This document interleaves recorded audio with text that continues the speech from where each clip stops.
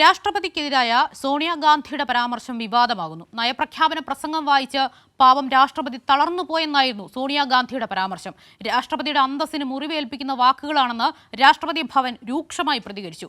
സോണിയാഗാന്ധി രാഷ്ട്രപതിയെ അപമാനിച്ചുവെന്ന് ചൂണ്ടിക്കാട്ടി BJPയും രംഗത്തെത്തി. നയപ്രഖ്യാപന പ്രസംഗത്തിന് ശേഷം പാർലമെന്റിന് പുറത്ത് പ്രതികരിക്കുമ്പോഴായിരുന്നു സോണിയാഗാന്ധിയുടെ വിവാദ പരാമർശം.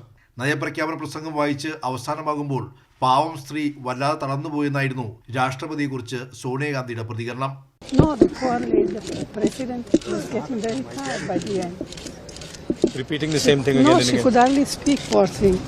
രാഷ്ട്രപതിയെ സോണിയാഗാന്ധി അപമാനിച്ചു എന്ന് ചൂണ്ടിക്കാട്ടി BJP രംഗത്തെത്തി.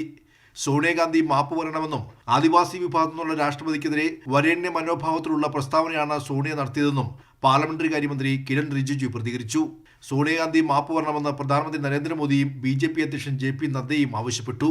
സംഭവം വിവാദമായതോടെ രാഷ്ട്രപതിയെ അപമാനിച്ചിട്ടില്ലെന്ന് കോൺഗ്രസ് പ്രതികരിച്ചു.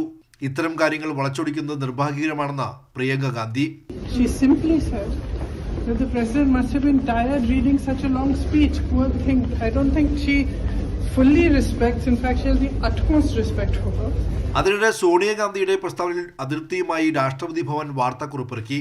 രാഷ്ട്രപതി ഒരു ഘട്ടത്തിലും തളർന്നിട്ടില്ലെന്നും ഇത്തരം അഭിപ്രായങ്ങൾ ദൗർഭാഗ്യകരവും പൂർണ്ണമായും ഒഴിവാക്കേണ്ടതാണെന്നും രാഷ്ട്രപതി ഭവൻ പ്രതികരിച്ചു. കൈരളി ന്യൂസ്, ദില്ലി.